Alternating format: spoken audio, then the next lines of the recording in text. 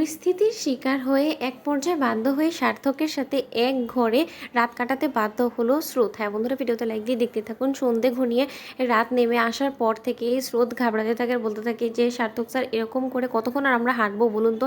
এরকম করে গুন্ডাদের হাত থেকে পালিয়ে পালিয়ে বেড়াতে বেড়াতে তো আমি ক্লান্ত হয়ে গিয়েছি, এরই মধ্যে আমার ক্ষুধাও পেয়ে গিয়েছে। তখন কথা বলার মতো সার্থক বলতে থাকে যে তোমার কি খাওয়া দাওয়া ছাড়া কোনো কিছু মাথায় ঢুকে না নাকি?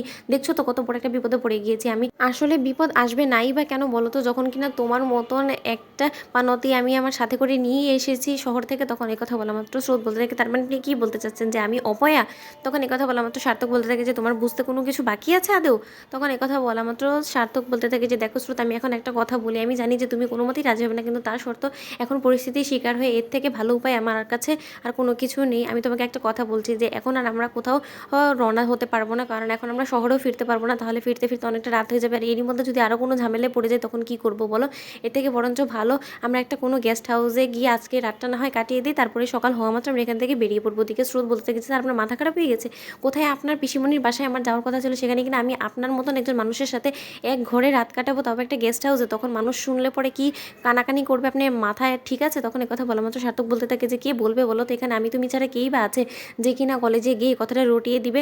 আর এই জিনিসটা তো আমি তুমি ছাড়া কেউই জানবে না আর কেউ ফাঁসও করবে না। তুমি কি নিজে বদনাম করানোর জন্য কথাটা ফাঁস করবে বলো তো? তাহলে তুমি কেন বলছো এরকম অবাঞ্ছিত কথা? আমি তো সেটাই মাথায় ঢুকছে না। তখন কথা বলা মাত্র স্রোত বলতে থাকে যে ঠিক আছে, বরঞ্চ বাধ্য হয়েই না হয় আপনার সাথে একটা রাত আমি কাটিয়ে দেবো যেমন তেমন করে। তখন কথা বলা মাত্র সার্থক বলতে থাকে যে আর যাই হোক না কেন, তোমার কি আমার চরিত্র নিয়ে কোনো রকম কোনো প্রবলেম আছে? তখন কথা বলা মাত্র স্রোত বলতে থাকে না, আপনার চরিত্র নিয়ে না, আসলে আপনাকে ভয় করে। আপনার যে রাগ, কখন আবার আপনার আমার উপরে রাগ উঠে আপনি আমাকে মেরে না ফেলেন তার ভয় করে, জানেন তো? আপনাকে অন্য কিছুর জন্য আমি ভয় করি না।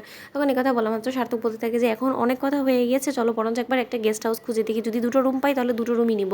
ওদিকে গেস্ট হাউসে রুম খোঁজাখুঁজি শুরু করা মাত্র ওই গেস্ট হাউসের মালিক বলতে থাকে যে দেখুন, এখানে আর কোনো জায়গায় হোটেল পাবেন না, আর এখানে আছে যেহেতু একটা মাত্র রুমই আছে, সেখানে যদি আপনারা চান তাহলে দুজনেই একটা রুম শেয়ার করতে পারেন। তখন কথা বলা মাত্র সার্থক বাধ্য হয়ে বলতে থাকে যে না, অনেকটা রাত হয়ে গিয়েছে, এখন আর স্রোতকে নিয়ে বাইরে যাওয়াটা রিস্কি হয়ে যাবে, তার থেকে বরঞ্চ এই রুমটা নিয়ে নিই। ওদিকে ওই রুমটা নেওয়া মাত্রই সার্থক স্রোতকে বলতে থাকে যে স্রোত, তুমি বরঞ্চ বেডেই শুয়ে পড়ো, আমি বরঞ্চ সোফায় শুয়ে পড়বো। তখন কথা বলা মাত্র সার্থককে স্রোত বলতে থাকে যে স্যার, আপনি একটা জিনিস খেয়াল করে দেখেছেন, এই এলাকাটা কেমন যেন একটা ভূতোয় ভূতোয় বলে মনে হচ্ছে না? আমার কেন জানি একদমই সুবিধার বলে মনে হচ্ছে না। ওদিকে সার্থক বলতে থাকে যে এই পজিশনে এর থেকে সুবিধাদায়ক যদি কোনো হোটেল এখন আমি খুঁজতে যাই তাহলে হয়তো বা তোমাকে আমি চরম বিপদে পড়ে যেতে পারি, তার জন্য আমি আর রিস্ক নিতে চাইনি বিধায় আমি এখানে উঠেছি। আমি খুব ভালো করে জানি যে এটা খুব একটা সেফ জায়গা না, কিন্তু তার শর্ত স্রোত আমাদের কাছে কোনোরকম কোনো উপায় নেই, এখন আমরা এখন পরিস্থিতির শিকার হয়ে গেছি, সেটাও তোমাকে বুঝতে হবে। ওদিকে স্রোত বলতে থাকে ওর ব্যাগ থেকে কিছু স্ন্যাক্স বের করে যে স্যার, আমার ব্যাগে অলরেডি মা সবসময় দিয়ে দেয়, সেটাই ছিল, বরঞ্চ চলুন আমরা শেয়ার করে খেয়ে ফেলি। তো বন্ধুরা, ভিডিওটি ভালো লাগতে লাইক এবং শেয়ার করে সাবস্ক্রাইব করতে ভুলো না।